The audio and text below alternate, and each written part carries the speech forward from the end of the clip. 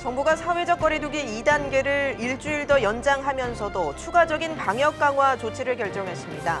모레부터 수도권 프랜차이즈 커피 전문점에서는 매장을 이용할 수 없고 포장 배달만 가능합니다. 음식점은 밤 9시부터 새벽 5시까지 매장 이용이 금지되고 포장 배달만 이용할 수 있습니다. 집단 감염이 잇따르고 있는 헬스장 등 수도권 실내 체육시설에 대해서는 집합 금지 조치가 시행됩니다. 학원에 대한 집합 금지 조치도 현재 대형 학원에서 모든 학원으로 확대돼 비대면 수업만 할 수 있습니다. 서울에서 확진 판정을 받은 뒤 집에서 격리병상 이송을 대기하던 환자가 사망하는 일이 어제 또 벌어졌습니다. 수도권에서 확진자가 급증하면서 병상 가동률이 서울은 75%를, 경기도는 90%를 훌쩍 넘기면서 병상 확보에 비상이 걸렸습니다. 이런 가운데 정부는 업무 개시 명령을 따르지 않고 집단 휴진에 나선 의사 10명을 경찰에 고발했습니다. 의사협회는 무기한 파업과 함께 보건복지부 간부를 직권남용으로 고발하는 방안도 검토 중이라며 맞섰습니다.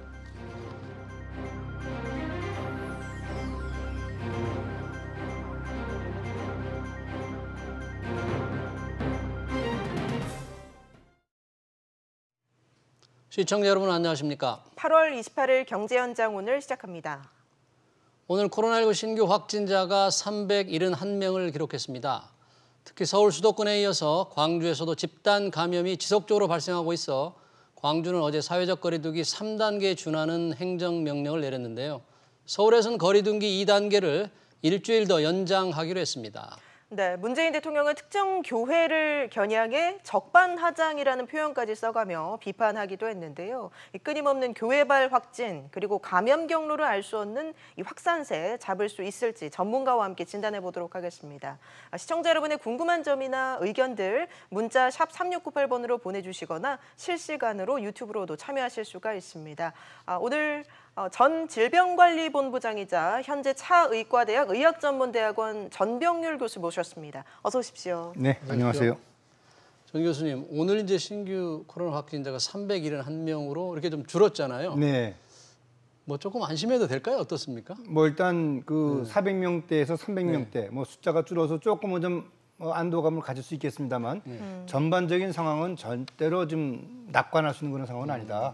계속해서 환자가 증가하는 추세가 언제라도 이제 발생할 수 있다. 그리고 많은 전문가들도 곧 500명 또 심지어는 1000명까지도 환자 발생이 예측 가능하다. 지금 그렇게 지금 하루 확진이요? 네, 그렇습니다. 왜냐하면 전체 규모가 워낙 커졌다라는 거죠. 예. 그렇기 때문에 그 커진 규모로 인한 접촉이 많아질 경우에 우리가 생각하는 것보다 훨씬 더 빠르게 많은 환자가 발생할 수 있다. 그렇게 지금 보고 있습니다. 지금 만약에 추세를 근거로 할 때 아까 500명, 1000명도 말씀을 하셨는데 네. 어떤 예측 기법 같은 것을 활용한다면 뭐 언제 정점이 된다든지 또는 닷새나 뭐 일주일에는 몇 명이 된다든지 이런 어떤 좀 정확한 전망 같은 게 있을 수 있을까요? 네, 지금 그 수학적 그 모델이 있습니다. 그래서 우리가 소위 말하는 그 감염 재생산 지수라는 그 수치가 있지 않습니까?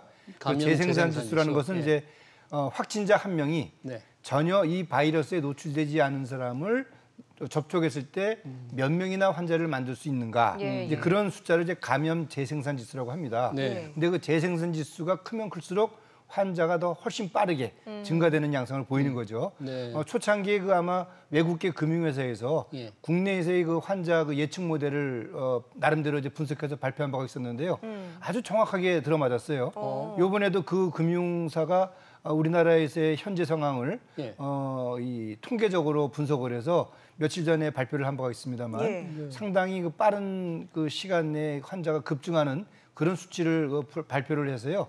많은 언론인들과 또 이 보건 분야 전문가들이 그 수치에 대해서 지금 관심을 많이 갖고 있죠. 그럼 지금 재생산 지수가 현재 몇 명입니까? 재생산 지수 지금 이 순간에는? 그 8월 14일 곧 전후로 해서 한 2.99였고요. 현재는 한 1.4 정도로 많이 줄어들었습니다. 1.4. 네, 그 이야기는 뭐냐면은 이제 사회적 거리두기 2단계 효과가 이제 곧 한 2주 정도가 지나면서 발휘가 되고 있다, 나타나고 예. 있다 이렇게 보는 거죠. 지금 뭐 의학계를 중심으로는 3단계로 이미 빨리 좀 격상을 해야 된다 이런 주장들이 힘을 얻고 있는데 정부가 오늘 이제 2단계를 일주일 더 연장하기로 했습니다만 네. 조금 전에 3단계에 준하는 여러 가지 추가 조치들을 내놨습니다. 어떻게 네. 보셨습니까? 사실 이제 정부가 최초 2단계에 가동한 것이 예. 8월 19일 0시 수도권 중심 2단계였습니다. 그리고 24일 0시로 전국 2단계였습니다. 그 2단계 효과를 보려면 적어도 한 2, 3주 또 길게는 4주까지는 저희들이 그걸 봐야 되는데 그런 이 효과를 아직까지는 미처 이제 보지 못한 상황에서 바로 3단계 올리는 거에 대한 많은 부담감이 있는 건 사실이고요. 예. 또 실제로 3단계에 진입을 하더라도 만약에 지속적으로 환자가 증가하는 추세라고 한다면은 3단계에서 2단계로 갈 수 있는 시기를 쉽게 찾을 수가 없습니다. 다시 완화하는 시기를. 네, 그렇기 때문에 우리가 한 번도 경험해보지 못했던 3단계에 대해서는 사실상 좀 많은 이 고민을 해야지만이 도달할 수 있지 않겠는가 생각을 하는 거고요. 예. 네. 지금 이제 소위 말하는 고위험 시설과 중위험 시설이 있지 않습니까? 고위험 시설은 2단계에서 다 전면 중지가 됐죠. 뭐 주점이라든지 노래방, PC방. 이번에 정부가 발표한 내용은 중위험 시설, 네. 예를 들어서 뭐 카페라든지 프랜차이즈 음식점이라든지 체육시설, 도서관, 학원 이런 시설들을 말하는데요. 상당수 지금 영업을 제한하거나 아예 운행을 중단하는 그런 조치가 이루어진 걸 비춰봤을 때 이제는 실질적으로 3단계에 준하는 그런 조치들이 지금 가동이 되고 있다. 이렇게 보면 좋을 것 같습니다. 예. 근데 아까 재생산 지수가 조금 이렇게 높아져서 더 늘어날지도 모른다는 게 외국 금융회사의 어떤 전망이라고 했잖아요. 그러면 아예 3단계를 명확히 해버려야 나은 거 아닙니까? 이렇게 주춤주춤 하다가 돌이킬 수 없는 상황을 맞지 않을까요? 일단 지금과 같은 상황에서는 예. 우리 일반 시민들께서는 아마 심리적으로 3단계에 준하는 그런 마음의 준비를 하고 있다 저는 그렇게 보고 있습니다. 이제 그런 상황에서 물리적으로까지도 그런 부분들을 강제화하는 그런 것들은 아직까지 우리가 경험해보지 못했던 그런 상당한 파장을 줄 수 있기 때문에 현 상황에서 정부가 좀 더 시간을 갖고 3단계에 대한 준비도 하고 예. 그렇게 하는 것이 아닌가 생각을 합니다. 지금 뭐 수도권 못지않게 확진자가 급증하고 있는 광주광역시 같은 경우에는 이제 정부 조치 이전에 좀 선제적이라고 할까요? 네. 거의 사실상 3단계에 준하는 조치들을 하고 있지 않습니까? 네. 그런 뭐 결정을 한 결정적인 배경이라고 할까요? 어떻게 보십니까? 네, 특히 이제 이 광주 지역을 중심으로 해서 이제 소규모 집단 발생이 지금 계속 이루어지고 있고요. 또 광주를 중심으로 한 인근 전라남도 지역까지도 많은 환자가 발생하고 있어요. 특히 이 휴가철 이후에 방문했던 그런 장소에서도 지금 환자가 발생을 하다 보니 아마 지역적으로 많은 불안감 있는 것이 지금 이 방역 당국의 입장인 것 같습니다. 과거에 또 광주에서 방문 판매 이후에 또 특정 사찰에서 집단 발병이 있었고 예, 그 예. 경험을 갖고 있거든요. 그래서 아마 그 경험을 토대로 해서 광주 지역에 한해서만 아마 3단계를 가동을 한 것 같습니다. 네. 지금 2단계 거리두기가 19일부터 본격화됐잖아요. 19일 수도권 그리고 수도권? 24일 전국 가동 네. 이렇게 됐죠. 그 효과를 보려면 2주 내지 이제 4주 정도까지 하는데 네. 잠복기는 최대 2주잖아요. 2주죠. 그 이상을 네. 더 기다려야 됩니까? 그러니까 2주에 한 2배 정도를 우리가 지켜봤을 때 그 효과가 얼마나 있는지 예측할 수 있다는 거죠. 그렇기 때문에 적어도 한 9월 중순 정도까지는 환자 발병 양상을 방역 당국이 좀 더 면밀히 분석을 하고 예. 그리고 이제 3단계에 대한 것들을 가동을 해도 제가 볼 때는 너무 이렇게 늦었다 이렇게 저는 보진 않습니다.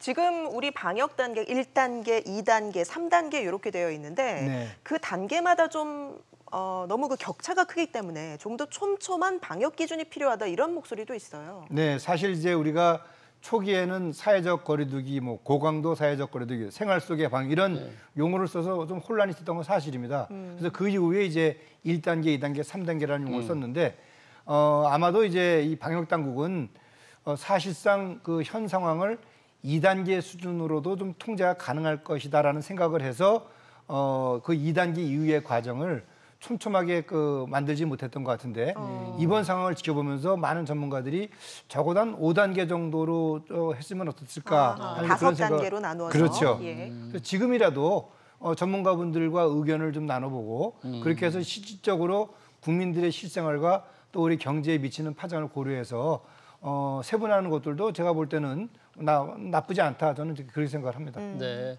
지금 신규 확진자가 뭐 400명대에다가 300명대 있다. 이런 절대수도 중요하지만 네. 비록 좀 300명대를 줄었다 하더라도 일부의 그 전혀 감염을 알 수 없는 깜깜이 환자가 계속 늘기 때문에 이게 더 걱정스러운 것 아닙니까? 네, 그렇습니다. 이제 그 400명대 발생했던 어제죠. 예. 깜깜이 비율이 33%라고 합니다. 네. 8월 통계를 잡아보면 한 20% 정도가 깜깜이 비율이에요. 그 얘기는 뭐냐면은 내가 누구랑 만났는지를 전혀 예측할 수 없는 상황에서 이 질병에 감염이 될 수가 있다.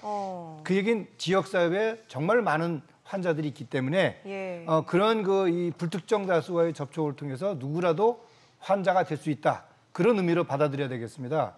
그렇기 때문에 그런 위험을 최소화하는 방법은 결국은 마스크 착용이라든지 손 씻기 이런 개인위생 수칙을 철저히 지키는 것이 현재로서는 이 코로나19 감염을 예방할 수 있는 최선의 방법이다. 그렇게 보셔야 되겠습니다. 네. 지금 구로구 그 아파트의 경우에 한때 네. 이제 환기구로 전염이 됐을 거라는 그런 예상이 있었지만 그건 아닌 것 같다. 네. 그랬잖아요. 네. 그러니까 사실 엘리베이터 이제 있을 것이다. 그 엘리베이터 같은 아파트 예. 같은 나란히 있는 그 복도식 아파트에서 예. 집단 발병하다 보니 혹시라도 환기구를 통한 감염이 아닌가. 과거에 이제 사스 때도 이제 그런 얘기들이 있었고요. 예. 또 메르스 때도 또 그런 이야기들이 있었습니다. 이것은 뭐 비말 감염이지만 공기 감염도 가능하다. 뭐 이런 추정하에서 이번에 그 방역 당국이 조사를 했더니만 환기구에서는 그 바이러스의 흔적을 찾아볼 수가 없었다는 얘기죠. 예. 그 얘기는 결국은 사람이 오다 가다 접촉을 통해서 이 바이러스에 감염이 된 것으로 그렇게 추정을 하는 거죠. 그러니까 엘리베이터 타면 안 되겠습니까? 아니 물론 타도 예. 마스크 착용이라든지 예. 그 마스크를 착용한 상태 내에서 엘리베이터 내에서 대화를 금지하는 소위 말하는 비말이 발생될 수 있는 가능성을 아주 차단시키는 것이 중요하다. 그렇게 보시면 좋을 것 근데 같습니다. 항균 필름 같은 걸 이제 보통 다 붙여놓는데 네. 그게 별 효과가 없는 모양이죠. 항균 필름이라는 것 자체가 마치 모든 바이러스가 손만 대면 다 멸균되는 것 같은 착각을 주기 때문에 예. 오히려 더 어떻게 보면 방심할 수가 있어요. 예. 그렇기 때문에 보통 보면은 요즘 엘리베이터 안에 다 손세정제 예. 비치를 해놨더라고요. 예. 그래서 엘리베이터 타면은 한번 눌러서 손 닦고 그리고 누르고 그렇게 하는 것이 오히려 이 그 필름보다 더 효과적일 수가 있겠다고 저는 생각합니다. 알겠습니다. 이제 정말 어디든 안전지대가 없다라는 생각이 드는데 이런 가운데 더 우려를 키우고 있는 게 바로 지금 정부와 의료계가 정면 대치하고 있다는 부분입니다. 네. 오늘은 이제 정부가 업무 개시 명령을 따르지 않은 의사 10명에 대해서 경찰에 고발 조치하는 네. 일까지 벌어졌는데 지금의 사태 어떻게 보십니까? 뭐 저도 이제 그 의사의 한 사람 또 실제로 또 공무원으로서 근무를 했던 그런 경험을 비춰봤을 때 강대강 충돌이 결국은 국민에게 주는 그 피해, 불안감 상당히 심각하죠. 그리고 지금은 사실은 이제 전쟁 중이 아니겠습니까?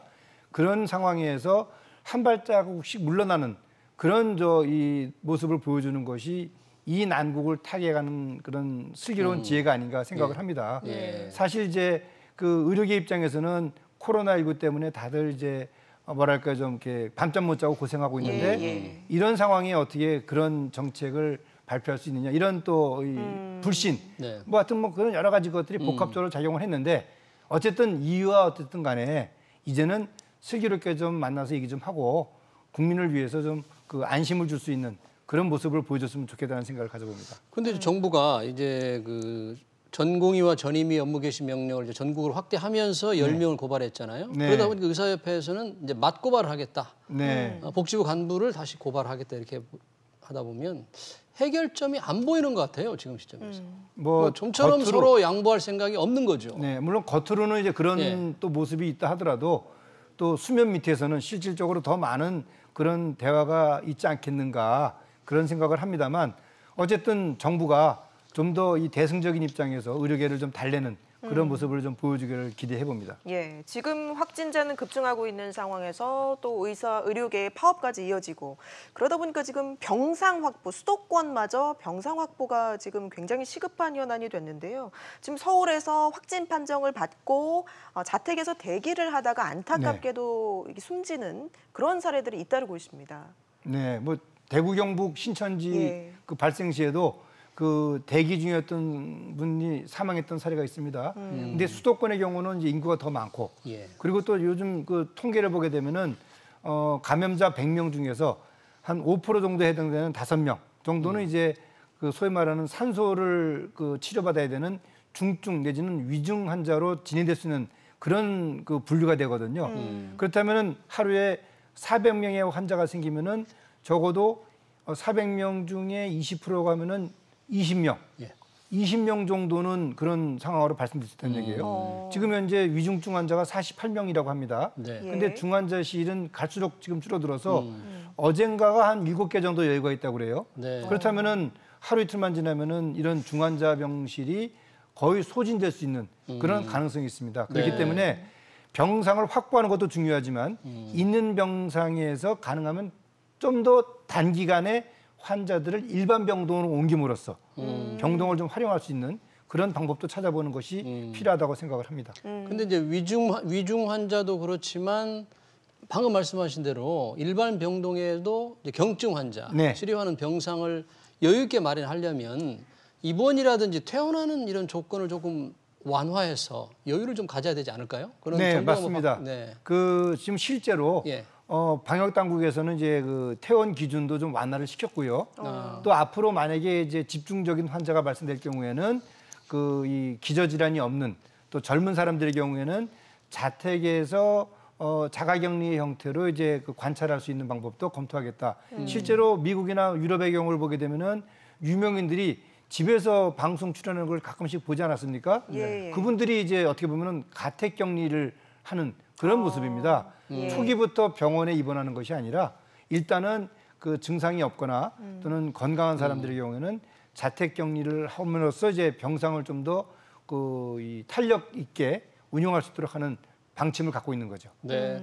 지금 삼성이라든지 LG 같은 경우에서는 기업들이 가지고 이제 연수원을 생활치료센터로 좀 내놓지 않습니까? 네네. 생활치료센터는 조금 괜찮은 상황인가요? 생활치료센터의 경우는 아직까지 좀 여유가 있습니다만 네. 죄송합니다. 예.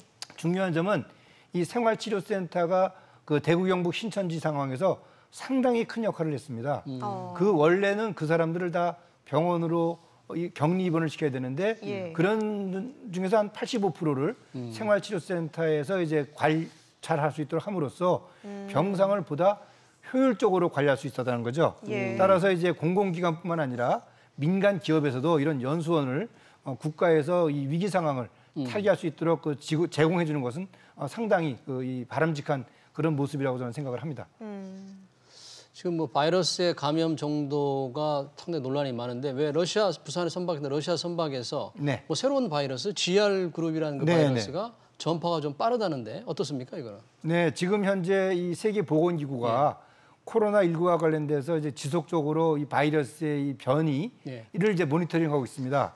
현재까지 한 7 타입의 소변이 바이러스를 구분했는데 주로 이제 우한 초기에 유행했던 SV 타입이 있는 반면에 예. 미국이나 유럽에서 유행했던 G 타입이 있습니다. 그 G 타입 중에서 G 타입, GH 타입, GR 타입인데 우리나라는 그간에 이제 이 미국, 유럽을 통해서 들어온 GH 타입이 주를 이뤘고요. 예. 현재도 대부분은 GH 타입입니다. 예. 그런데 이제 러시아에서 들어온 선박, 선원 등에서 이제 네. GR 타입이 구분이 됐는데 부산 지역을 중심으로 소규모 발생은 되고 있습니다만 다른 GH 그룹과 비교해서 이 GR 그룹이 훨씬 더 뭐 전파력이 빠르거나 그러지는 않습니다. 이 G 그룹 자체가 이제 전파력이 예전 S나 V 타입에 비해서 한 6배 정도 빠른 것으로 그렇게 분석이 돼 있다는 거죠. 예. 네. 그렇기 때문에 상황은 그 크게 악화된 것은 아니다. 일반적인 그 G 타입에 관해서 이 똑같은 그런 네. 이 전파 양상을 보이고 있다. 그렇게 보면 좋을 것 같습니다. 예, 지금 모두가 이제 백신을 간절히 기다리고 있는 상황인데 미국의 모더나가 이제 노년층을 대상으로 한 실험에서 성과를 좀 거뒀다고 합니다. 좀 기대를 해봐도 되는 건지 또 우리나라의 백신 지금 개발 상황은 어느 네. 정도인지요?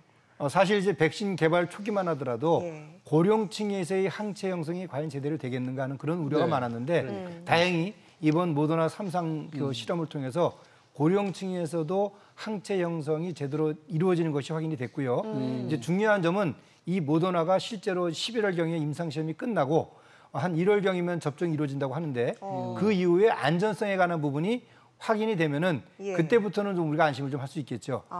그리고 이제 우리나라의 경우에는 아직까지 그 백신 개발 양상이 그 소위 말하는 전임상 단계, 그러니까 동물 실험 단계에서 지금 그 열심히 지금 이 물질을 찾아가는 과정이고요. 또 특정 제약회사가 외국에 뭐 이 모더나라든지 또는 또 영국의 옥스퍼드 팀과 이제 위탁 생산 그 계약을 체결함으로써 이들 제품이 이제 생산될 때 우리나라에서 이들 백신을 위탁 생산할 수 있는 그런 그 MOU를 체결했다. 그렇기 때문에 우리가 직접 개발은 못하더라도 백신에 대한 접근성은 대단히 높아졌다. 그렇게 지금 보고 있는 거죠. 네. 알겠습니다. 오늘 말씀 여기까지 듣도록 하겠습니다. 지금까지 전병률 차의과대학 의학전문대학원 교수와 함께했습니다. 고맙습니다. 고맙습니다.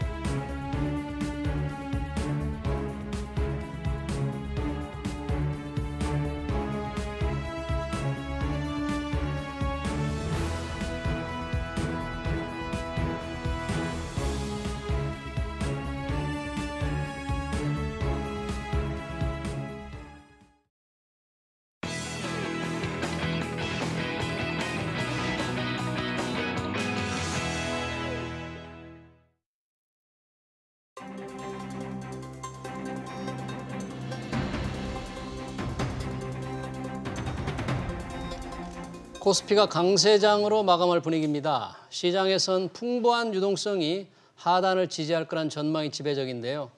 개미들의 투자가 시총 상위 종목으로 쏠리는 현상은 주목해야 할 점입니다. 돌발 악재가 발생했을 때 변동성 확대를 야기할 주요 요인이기 때문입니다. 네, 투자에 있어서 유념해야 할 전략은 어떤 것들이 있을까요? 또 강세장을 주도한 배경도 궁금한데요. 오늘 자세히 짚어보도록 하겠습니다. 시청자 여러분의 궁금한 점들 문자와 유튜브를 통해서 참여해 주시고요. 오늘 두 분의 전문가와 함께합니다. 서지용 상명대 경영학부 교수, 김민수 펠리즈 투자앤리서치 대표 자리하셨습니다. 어서 오십시오. 안녕하세요. 네. 서지용 교수님, 코로나19 신규 확진자가 어제 이제 400명대에서 300명대로 줄긴 했지만 걱정이 굉장히 높은데 이 3단계로 사회적 거리두기를 높이지 않은 게 뭐 시장에 좀 도움을 주고 있는 겁니까? 어떻습니까? 지금? 예, 뭐 어느 정도 도움을 주고 있다고 봐야 될 것 같습니다. 일단 뭐 3단계가 진입이 이제 될 경우에는 사실 그 실물 경제 위축이 더 악화될 가능성이 있고요, 심화될 가능성이 있고요. 그 다음에 또 지금 보게 되면 그 자영업 하시는 분들 상당히 어려워지기 때문에 GDP 성장률 내수 부진 때문에 이제 악화가 되면 결국 실물 경기가 부진해지게 되면은 결과적으로는 금융시장에도 부정적 여파가 미치거든요. 그런 측면에서 이제 그 사회적 거리두기 2단계 지금 유지가 되는 게 어느 정도 도움이 되는데 뭐 그럼에도 불구하고 이제 3단계가 된다 하더라도 워낙 시중에 이제 유동성이 많이 이제 공급이 돼 있기 때문에 아주 어떤 아주 크게 뭐 주식시장에 영향을 미치지는 않지 않나 생각이 됩니다. 어제 발표한 그 공매도 연장 조치, 김민수 대표님은 그 공매도 연장 조치는 아무래도 이 개인들이 이제 상당히 요구했던 거잖아요. 네. 그러니까 개인들의 그 매수세에 조금 도움이 되고 있는 건가요? 어떻습니까? 지난번에 나와서 제가 한 차례 연장될 것이다라고 말씀드렸고 아마 다음번엔 시행할 것이다라고 얘기를 드렸는데 그대로 나오는 상황이라고 봐야 될 것 같고요. 그렇게 되면 아마 내년에 이제 6개월 연장이다 보니까 내년에 시행이 됐을 때는 마찬가지입니다. 지금 이대로 그냥 기간만 연장시키는 게 아니라 그동안에 좀 준비를 해야 되겠죠. 최근에 금융위원장의 언급을 보게 되면은 일단 많이 대통령이 얘기했던 사항들을 의식을 하는 것 같습니다. 특히 어떤 지금 같은 동학개미 운동의 길을 살려줘라라고 하는 분위기 쪽에서 당연히 이에 따른 보완 조치가 나와야 된다고 봐야 될 것 같고요. 그러면 이제 시가총액 큰 종목 중심으로 구성되는 공매도 제도라든가 게다가 이제 이걸 홍콩식 공매도라고 많이 표현을 하죠. 그와 함께 또 어떤 개인도 그때 말씀드린 것처럼 기울어진 운동장에서 뭔가 변화를 가할 만큼 즉 어떤 참여할 수 있는 여러 가지 제도적인 보완 정책을 동등하게 마련하자. 그래서 같은 기회를 준 다음에 그 다음에 시행되는 부분들은 그 다음에 어떤 별 이견이 없겠죠. 그런 어떤 여러 가지 보완 절차라든가 제가 보기엔 가장 먼저 손봐야 될 부분들은 무차입 공매도입니다. 특히 이제 공매도를 하기 위해서는 대차 거래가 먼저 이루어야 되죠. 그러니까 즉 주식을 빌리겠다라고 하는 대차 거래가 먼저 이루어진 다음에 그 차입 공매도로 나가는 게 가장 법률에 맞는 그리고 상식적으로 맞는 수준인데 지금 암암리에 무차입 공매도라고 하게 되면 전혀 그런 주식이 아무것도 없는 상태에서 공매도부터 칠 수 있는 거죠. 네. 이런 어떤 법적 제도가 없는 쪽에서 처벌도 약하다 보니까 이를 악용하는 외국인이나 기관 쪽에 변화가 있다라고 하게 되면 상당히 이 부분이 가장 먼저 없애져야 될 흐름이 아닌가 생각되고 있기 때문에 보완은 계속 필요하다 이렇게 강조드리겠습니다.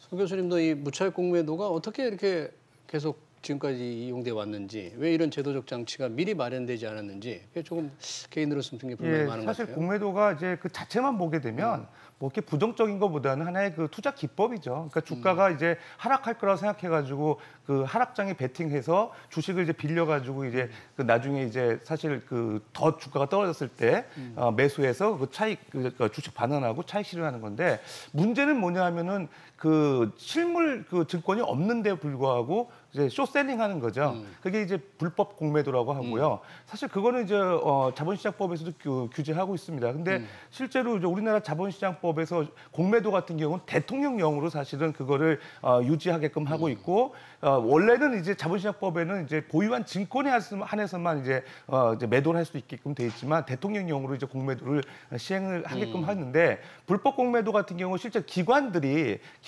실질적으로 그 이제 대주할 때 사실 코스트가 발생하거든요. 예를 들어 수수료 발생하니까 그런 그 수수료를 고려하지 않고 그냥 쇼셀링 해놓고 실제적으로 이익 보는 형태로 많이 이제 있었고요. 그다음에 실제적으로 그 대주하기 어려운 그런 소규모 어떤 그 기관 투자자들 이런 기관 투자자들 같은 경우도 불법 공매도 그러니까 쉽게 얘기하면은 무차입 공매도를 악용했던 사례들이 있기 때문에 이런 것들에 대한 규제는 계속 앞으로도 공매도가 허용되는 내년 3월 15일 이후에도 규제를 강화해야 되지 않을까 생각됩니다. 지금 공매도 제도가 빨리 바뀌어야긴 할 텐데 오늘 또 외국인이 지금 팔았잖아요. 네. 우리가 공매도 계속 금지가 연장이 되니까 외국인들의 이 투자는 이 공매도 금지 연장됨에 따른 이런 마이너스 악재 아닌가? 제가 보기엔 그렇게 큰 상관은 없을 것 같습니다. 외국인 입장 쪽에서 글로벌 큰 자금을 움직이는 입장 쪽에서 한국의 공매도 제도 가지고 뭐 한국의 의사결정을 내린다. 이건 아닌 것 같고요.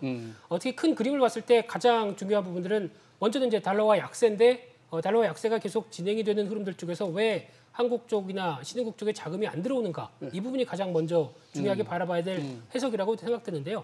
그 부분은 이제 여러 가지로 해석될 수 있겠지만 가장 중요한 거는 이 코로나19 사태로 인해서 이어지는 변화. 대표적으로 과거처럼 만약에 달러화 약세가 가게 되면 신흥국 통화가 강세로 가는 어떤 비율이라고 그러죠. 이 비율이 상대적으로 좀 강하게 이어지면서 위험 자산 그리고 또 신흥국에 대한 관점들이 상당히 올라간 게 사실입니다. 예. 근데 최근에 통화 흐름들을 보게 되면 달러화 약세가 되는 속도보다 신흥국의 통화가 강세로 가는 속도가 오히려 더 더딥니다. 그렇다는 얘기는 쉽게 말씀드리면 코로나19로 인해서 피해를 많이 봤다라는 국가들이 이제 집계되기 시작하는데 그중에서 신흥국도 만만치 않게 펀더멘탈에 훼손을 가했다라고 하게 되면 아무래도 외국인들 입장 쪽에서 달러화가 싸진 이 어떤 틈을 이용해서 투자를 한다고 하더라도 아무래도 제한이 가게 되겠죠. 그러다 보니까 눈치를 볼 수밖에 없는 현상들이 지금 나온다라고 하게 되면 신흥국 쪽의 펀더멘탈을 고려를 하는 움직임이 나온다라고 하게 되면 아무래도 어떤 지금처럼 공격적으로 외국인들의 매수세가 과거처럼 나오기는 좀 힘든 부분이기 때문에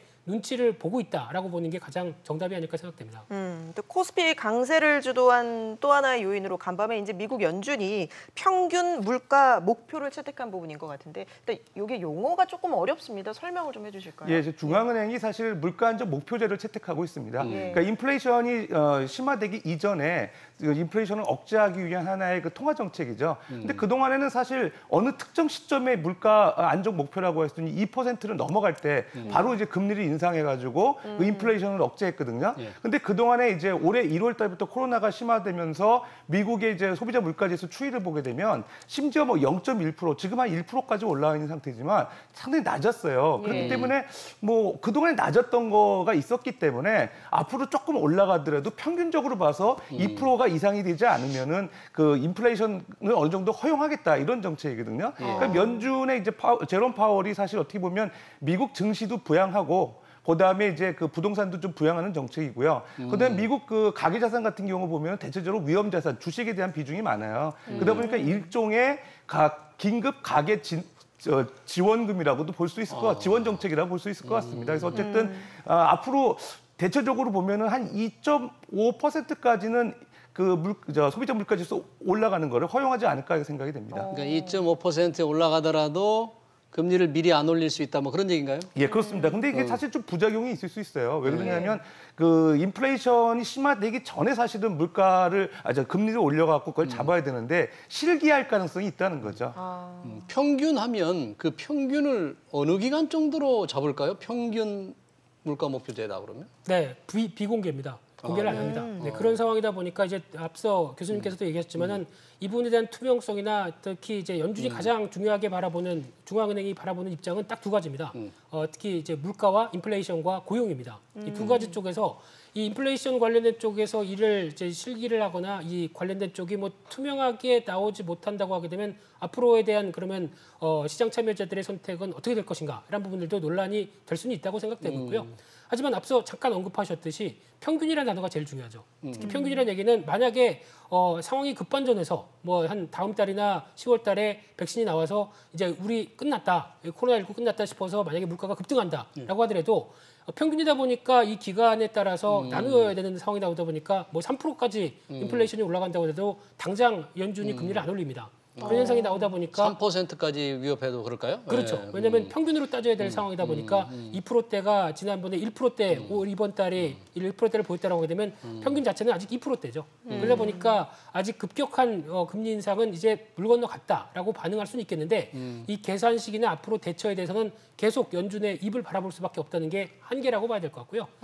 또 하나 그러면 이제 숙제는 이제 앞서 이제 물가를 얘기를 드렸는데 그럼 고용이죠. 네. 고용 같은 경우는 이제 연준이 할 수 있는 일이 없습니다. 고용 관련돼서 어떻게 연준이 뭔가 액션을 취할 사항이 없기 때문에 공을 미국의 행정부에 넘겨버린 거죠. 예. 그렇다는 얘기는 이제 지금도 막 정치적인 싸움 때문에 이제 지원책에 대해서 된다 안 된다 말이 많은 상황들인데 이를 너네들이 빨리 하지 않으면은 고용 쪽에 여러 가지 변화가 나오지 못하기 때문에 그 긍정적인 모습이 나오지 못하기 때문에 오히려 시장에는 안 좋다는 뉘앙스도 포함되어 있다라고 네. 하게 되면 어떤 행정부에 대한 압박도 같이 뉘앙스가 보인다 이렇게 봐야 될 것 같습니다. 이 평균 물가 목표제가 중요한 것이 과연 금리를 어떻게 할 것이냐, 네. 그리고 그에 따라서 자산 시장에 어떤 영향을 미치냐 이런 거잖아요. 아까 서 교수는 이제 부동산이나 주식 시장을 좀 부양시키는 효과가 있다고 하는데 정작 발표내고 나서 미국 시장은 나스닥은 떨어지고 혼조세를 보였어요. 네. 좀 지금 오를 것으로 예상했는데 어떻게 된 겁니까? 네, 오늘 시장에서 바라본 쪽은 이제 잭슨홀 미팅이 열리다 보니까 그래도 좀 큰 무대에서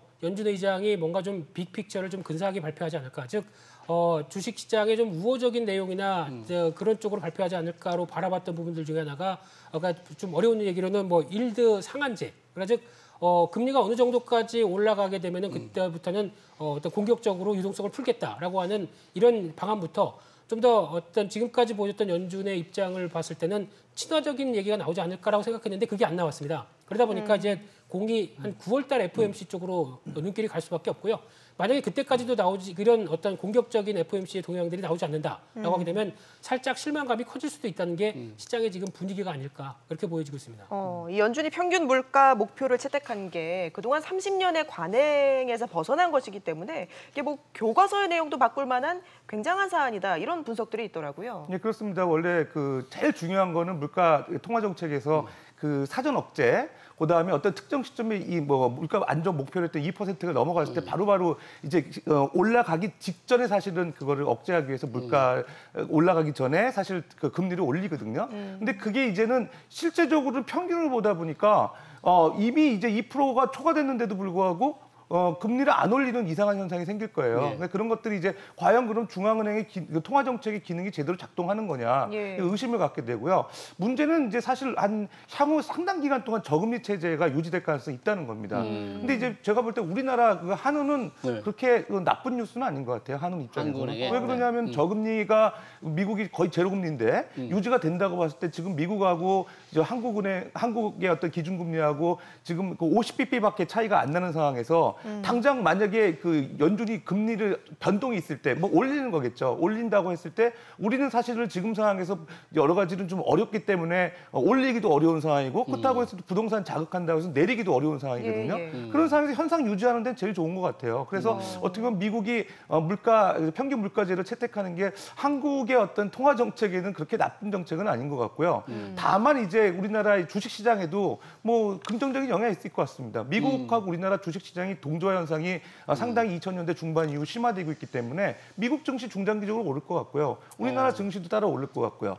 그래서 결과적으로는 아니 미국 증시 그렇게 많이 올랐는데 중장기적으로 더 오를 것으로 보십니까? 제가 볼 때 지금 많이 거품이라고 보시는 분도 있는데요. 이게 선별적으로 오르겠죠. 예를 들면 미국 같은 경우는 지금 기술주나 성장주에 대한 그런 관심들이 많고요. 특히 우리나라 국민들이 이제 미국장 개장하면 가서 투자를 많이 하시기 때문에 제가 볼 때 오히려 뭐 당분간 이제 미국 증시가 그렇게 거품이 꺼지기에는 사실은 개미들의 힘으로 어렵지 않지 않나 생각이 들고요. 그다음에 뭐 지금 PER만 보더라도 뭐 이미 오버밸류 됐다는 얘기는 상당히 오래전부터 나왔던 얘기거든요. 연말까지 지켜봐야 되지 않을까 생각됩니다. 네. 미국 시장에 좀 긍정적인 거고 한국 시장에도 긍정적인데 중요한 것은 시장을 주도하는 이 종목이라는 업종이 뭐냐인데 그동안에 성장주가 이 코로나 시대 주도를 해왔잖아요. 결국 계속 그 성장주들이 시장을 이끌어갈 것 같습니까? 어떻습니까? 성장주에서 이제 가치주나 경기 민감 쪽으로 넘어가고 싶어하는 시장의 움직임은 계속 포착이 되는데 그럴 때마다 이런 코로나19가 다시 재확산되고 하다 보니까 자꾸 제동이 거슬리는 그런 상황이라고 봐야 될 것 같고요. 그러나 이제 시장의 흐름들은 여전히 늦다고 하더라도 어떻게 보면은 이제 치료제나 백신이 나오게 되면 일단은 한숨을 돌릴 게 아니냐 그런 관점이 나오게 되면 우리 기대감은 계속 어떤 이런 가치주 관련된 경기 민감주 관련된 쪽에 대한 시선은 아직까지 꺼지지 않았다라고 보는 게 맞다고 봐야 될 것 같고요. 성장주 관련돼서도 벌써 미국 시장을 필두로 해서 글로벌 전체적으로 시가총액 1, 2위를 다투게 되는 쪽은 다 아시는 것처럼 이제 플랫폼 관련된 쪽이라든가 어떤 인터넷 관련된 기업들 이쪽이 대세를 보이기 시작을 했습니다. 그런 관점 쪽에서 워낙 이제 다른 어떤 경기 민감주나 다른 쪽이 이를 대체할 만한 모습들이 없다는 점, 특히 이런 어떤 인터넷 관련된 언택트 쪽에 자리를 잡기 시작하게 되면 확장성이 상당히 커져 버립니다. 즉 플랫폼 기업의 가장 큰 장점은 어떤 사업을 이어가면 이거 인터넷 관련 쪽에 기반을 닦았다라고 하게 되면 거기서 이제 보통 나오고 있는 금융 쪽이나 아니면 또 여기서 물류 쪽이나 이런 쪽으로 확장이 되기 시작하면서 점점 시장 점유율을 높여갈 수밖에 없는 그런 쪽에 드라이브를 걸 수 있다는 게 가장 큰 장점이고요. 그렇게 보게 되면은 가장 여기서 또 그런 반대로 말씀드리게 되면 정부 입장 쪽에서는 너무 독과점으로 가는 게 아니냐. 그러면 반독점법 관련돼서 이를 제동을 건다라고 되면 이 부분이 가장 큰 악재입니다. 근데 아직까지 글로벌 정부들이 이제 서서히 눈치는 채고 있는데 아직까지 액션을 안 취하고 있는 상황들이죠. 그렇기 때문에 여전히 지금 영향력들은 그대로 갈 수밖에 없다. 이렇게 봐야 될 것 같습니다. 지금 우리나라는 지금 코로나 때문에 사회적 거리두기 3단계로 가느냐 마느냐. 그리고 한국은행이 뭐 경제 성장률을 마이너스 훨씬 더 1.3%로 낮추잖아요. 그렇기 때문에 경기에 민감한 주식들이나 업종이 좀 타격을 받지 않을까 뭐 이렇게 전망하는 측도 있던데. 네, 저는 오히려 하반기에서 타격을 받을 것 같습니다. 그러니까 오히려 지금 7월 달에 보면은요. 경기 민감주나 가치주의 실적이 생각보다 좋았어요. 특히 반도체 실적 좋았고요. 전통 제조업들도 그렇게 나쁘지 않았거든요. 기대 이상으로 선전했기 때문에 오히려 실물 경기에 연동해가지고 가치주나 경기 민감주가 사실 7월 달에 좀 호조세였는데 오히려 하반기 들어가면은 그 업종을 주도하는 반도체 실적이 안 좋을 것 같습니다. 최근에 이제 디램 가격이 많이 떨어졌고요. 특히 현물 가격 같은 경우에 지금 바닥을 치고 있는 상황이고요. 사실 현물 가격이 중요한 게 실질적으로 이제 그 반도체 거래는 고정 거래로 이루어져요. 그러니까 고정 거래로 이루어지는데 고정 거래에 이제 벤치마킹이 되는 그런 가격이 사실 현물 가격입니다. 전체 반도체 거래에서 현물 가격이 차지하는 비중은 한 1에서 2%밖에 안 되지만 실제적으로 그 대만의 그 현물 시장 가격을 고려해가지고 그보다 낮은 수준으로 고정 가격이 형성이 되거든요. 그러니까 지금 반도체 디램 가격이 되게 낮기 때문에 상당히 그 반도체 실적이 안 좋고요. 또 그다음에 지금 공급 측면에서도 좀 문제가 있습니다. 그 화웨이 공급이 지금 제한을 받고 있거든요. 네. 미국하고 중국하고 갈등이 있기 때문에 화웨이의 반도체 공급하는 게 상당히 제한적이기 때문에 아무래도 이제 9월 이후에 반도체 그 실적은 나빠진다고 봤을 때 경기 민감주나 가치주의 어떤 그 모멘텀이 좀 꺾이지 않을까 생각을 하면 결과적으로는 다시 뭐 비빅에 대한 비빅, 그 네. 관심이 높아지겠죠. 네. 그러니까 여기서 배터리라든가 뭐 예를 들어서 지금 그 바이오라든가 인터넷 게임 이런 언택트 소외주들이 계속 상반기 이후에 하반기까지도 가지 않을까 생각됩니다. 네. 오늘 시장을 보니까 현대자동차 주식의 움직임이 굉장히 민감하던데 어떻습니까? 현대자동차 뭐 역시 경기에 상당히 영향을 받는 업종 같은데 시장 아주 강세를 보인 것 같아요. 네, 현대차는 딱 두 가지로 보셔야 될 것 같은데요. 일단 지금 실적 관련된 부분 쪽에 실적과 성장성 두 가지를 본다라고 하게 되면 실적 부분은 상반기에 내수로 버텼죠. 그렇지만 전 글로벌 판매가 상당히 부진했기 때문에 타격을 받았지만 현대차를 필두로 해서 경기 민감주의 대부분의 실적들을 보게 되면 매출은 그러니까 즉 팔리는 부분들에서 하락한 것보다 영업이익이 선방한 게 더 많습니다. 그렇다는 얘기는 쉽게 말씀드리면은 마케팅비를 줄였고요. 거기다가 어떤 인건비 같은 경우도 타이트하게 가져갔다라고 하는 뭐 투자도 많이 지원을 시켰고요. 그렇게 되다 보니까 어떻게 보면은 실적만 보게 되면은 환호할 수는 있는데 지금 이 부분이 좀 면밀히 따져보게 되면 앞으로의 기업 활동에 대해서 어떤 제약 요인들이 상당히 많다라는 부분들을 염두를 하셨으면 좋겠는데 그래도 그러면 투자나 여러 가지 흐름들이 나오지 않는다고 보면 앞으로 성장성은 답보를 하지 못할 게 아니냐라는 부분들이 현대차는 말을 해주고 있죠. 우리는 성장을 할 수 있다는 데는 청사진이 벌써 전기차 쪽이나 우리 수소차 쪽에 대한 여러 가지 부분들이 앞으로에 대한 기대감을 말해주고 있다라고 하게 되면 여전히 현대차에 대해서는 긍정적인 뷰를 가져가는 게 좋다고 봐야 될 것 같고요. 아직 20만 원도 안 왔습니다. 더 가야 되겠죠. 그렇기 때문에 계속 관심 있게 보셨으면 좋겠습니다. 개인들이 뭐 워낙에 시가총액 높은 종목들 위주로 투자하다 보니까 뭐 양극화 얘기도 나오고 또 변동성도 심할 거라는 걱정도 있어요. 어떻게 보십니까? 네. 예, 뭐 앞으로 이제 시총 상위 10위 안에 드는 종목에 대한 그 집중 매수가 좀 강해질 가능성이 있어 보여요. 실제로 우리 시총 코스피 기준으로 봤을 때 10위까지의 그 투자되는 비중이 한 지금 45% 정도 되거든요. 작년에 비해서 이제 작년에 37%였는데 지금 그 45%로 이제 비중이 많이 늘었어요. 앞으로도 계속 그럴 가능성이 있죠. 왜 그러냐면 시장이 불확실해지게 되면 변동성이 작은 주식들을 집중 매수할 수밖에 없어요. 그러면 시총 상위 종목들이 변동성이 적을 수밖에 없느냐. 실제로 이제 큰 시장의 어떤 변동에 영향을 안 받는 거죠. 보통 우리 주식시장 용어로 뎁스가 심하다고 그러거든요. 뎁스가 크다거든요. 그러니까 어떤 그 외부 요인에서 주가가 움직이는 변동성이 작다는 거죠. 왜 그러냐면 주식 발행수가 많기 때문에 큰 영향을 안 받는 거고요. 그다음에 두 번째는 기관 투자자들이 사실 포트폴리오 연초에 구성해 놓고 그 예를 들어 어떤 종목이 변동할 때 시총 상위 종목 같은 경우는 크게 그 포트폴리오 조정을 안 합니다. 교체는 안 하거든요. 그렇기 때문에 개인들이 중장기적으로 시총 상위 종목들을 매수한다고 보면은 그 변동성이 작기 때문에 투자의 안정성을 기할 수 있다는 측면에서 하반기 경기가 불안하면서 결국 시총 상위 종목에 대한 투자 비중은 높아지지 않을까 생각됩니다. 시총 상위 종목에 대한 관심이 많아진다면 우리 김 대표님도 역시 그 언택트, 비빅이라고 하는 그런 분야를 좀 그래도 좋게 보십니까? 어떻습니까? 네, 이제 앞서 말씀드렸듯이 플랫폼주가 대표적이겠죠. 그런 쪽을 비롯해서 뭐 바이오주나 게임주 관련된 쪽의 동향을 보게 되면 일단 언택트 쪽의 수혜를 받으면서 주가의 성장과 그리고 주가의 우상향은 맞다고 생각됩니다. 하지만 속도의 문제겠죠.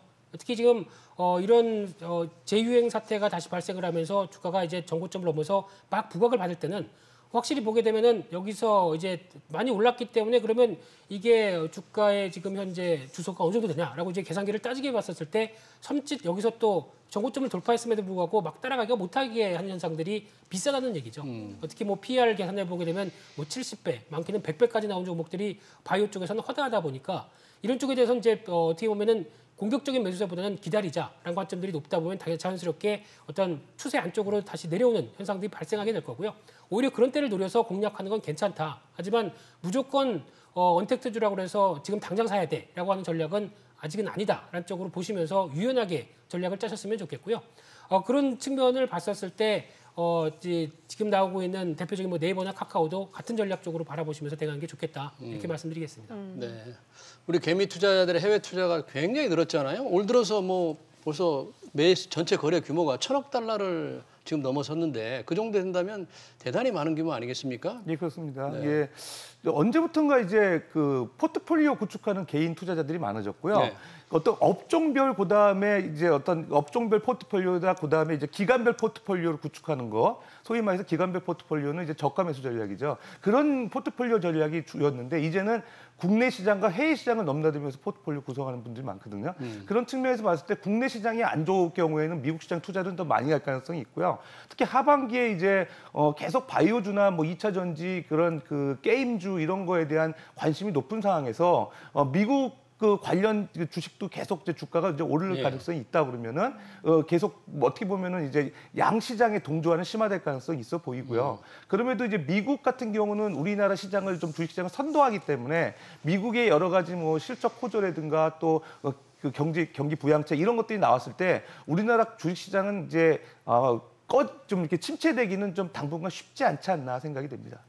미국 시장은 고점 논란이 없습니까? 이렇게. 있습니다. 지금 네. IT 기술주 위주로 네. 나스닥에서 상당히 조정을 많이 받고 있어요. 그러니까 네. 실제로 이제 그 조정을 받는다는 게 실적이 부진해서 조정받는 것보다는 차익 실현이죠. 차익 실현 관점에서 아까 이제 우리 김 대표님 말씀하신 대로 이제 그 평균 물가 목표제가 네. 나왔는데도 불구하고 주가가 많이 안 올랐다 얘기하는 거는 제가 볼 때 그건 중장기적으로 하나의 기대되는 그 호재예요. 그렇기 때문에 단기적에는 차익 실현하고 또 저가 매수하고 다시 차익 실현하고 이런 전략으로 갔다고 봤을 때 뭐 바로 어떤 그 조치가 나왔다고 해서 주가가 뭐 오르거나 떨어지고 이런 등락이보다는 중장기적인 호재가 많다는 측면에서 계속 그 미국 시장에서는 뭐 어떤 그 호재와 크게 상관없이 혼조세를 보일 가능성도 있어 보입니다. 그러니까 단기적인 혼조세는 있을 수 있지만 중장기적으로 저금리와 풍부한 추세는 유동성이라면 계속, 예, 그렇습니다. 중장기적으로 볼 때는 시장에 분명히 플러스 요인으로 작용한다고 봐야 되겠죠, 김 대표님.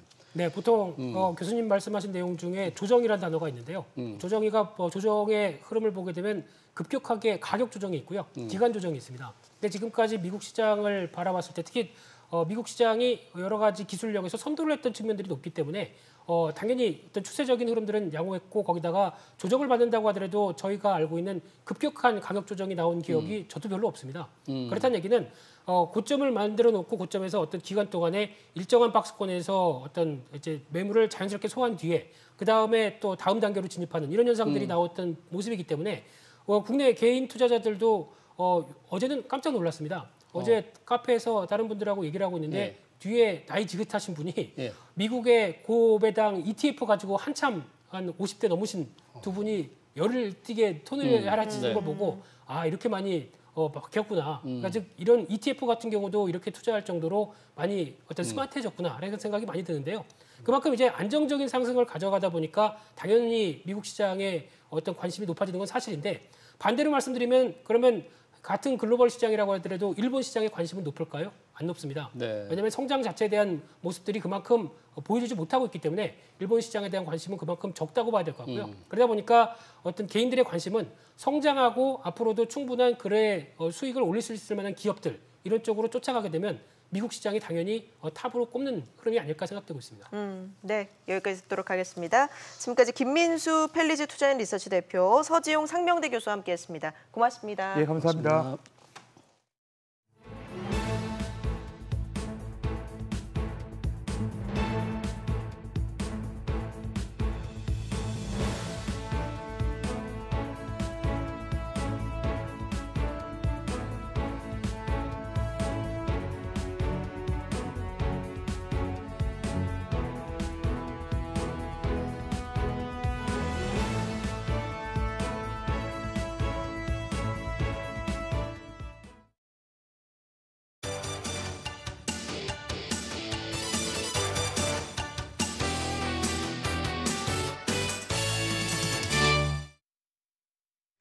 네, 하나금융투자 이영곤 연구원 연결하겠습니다. 안녕하십니까? 예, 안녕하십니까? 네, 마감 상황 어떻습니까? 예, 오늘 코스피 지수는 9포인트가 오른 2,353포인트, 코스닥은 4포인트가 오른 841포인트로 마감을 했습니다. 오늘 오전에 장중한 때 코스피 지수는 34포인트까지 오르는 강세 흐름을 나타냈지만 오후 들어서 코로나 확산에 대한 우려, 이런 부분들이 작용하면서 상승폭을 축소 마감을 했고요. 거래소 시장에서는 외국인들이 매도 우위를 나타내면서 시장을 좀 압박하는 모습을 나타냈습니다. 반면에 개인과 기관은 1,000억 원대의 순매수를 나타내면서 저가 매수의 모습을 나타냈었는데 시장이 다소 좀 불안정한 흐름을 나타냈지만 여전히 상승 추세가 이어지는 하루였다라고 볼 수가 있겠습니다. 네, 앞서 짚어보기도 했지만 오늘 현대차가 강세를 보인 것 같은데 오늘 시장에서 특징적인 업종이나 종목 어떤 게 있었을까요? 네, 오늘 현대차가 외국인들 매수세가 유입되면서 전반적으로 강세 흐름을 나타냈습니다. 현대차와 현대모비스가 5% 내외의 상승을 기록했고요. 현대글로비스가 11%의 오름세를 나타냈습니다. 그리고 개별 종목으로는 두산중공업이 장중한 때 상한가를 기록하면서 26% 상승 마감을 했는데요. 3조 원대의 자구안, 구조조정안이 잘 진행이 되고 있다는 소식, 그리고 풍력 사업에 대한 기대감이 작용하면서 주가가 큰 폭으로 상승을 했습니다. 네, 지금 코로나19 확산세가 거세지는 가운데 우리 시장에는 어느 정도 영향을 줄지 계속해서 관심이 있을 것 같은데 다음 주는 어떻게 준비를 하면 될까요? 최근에 코로나19 확산으로 인해서 시장이 좀 불안정한 모습을 나타내고 있습니다. 시장의 변동성이 커지는 모습들이 나타나고 있는데요. 이런 불안 심리로 인해서 다음 주도 역시 시장이 장중에 계속 출렁거리는 그런 모습들이 나타날 수가 있기 때문에 종목별로 리스크 관리가 필요할 것으로 보입니다. 다만 중기적인 상승 추세 자체가 유지가 되고 있다는 점에서 조정폭이 커질 경우에는 우량주 중심으로 분할 매수 접근하는 전략이 효과적일 것으로 판단이 됩니다. 네, 지금까지 하나금융투자 이영곤 연구원 연결해서 마감 시황 살펴봤습니다.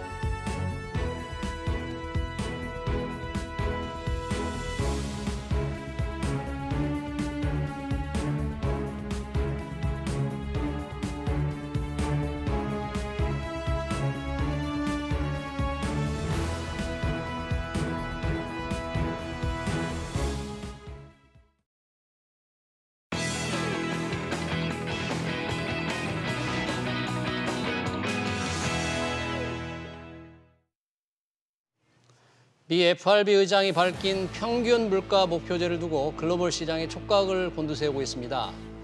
미국이 앞으로도 상당 기간 저금리를 유지하겠다는 뜻인데요. 자산 가격에 어떤 영향을 줄지 관심이 아닐 수 없습니다. 일각에서는 이미 뜨거워진 세계 주식시장에 기름을 부었다는 평가도 있고요. 채권은 빨리 던져야 한다는 분석도 나오고 있습니다. 네, 경제현장 오늘 준비한 소식은 여기까지입니다. 저희는 다음 주 월요일 오후 3시에 다시 찾아오겠습니다. 고맙습니다.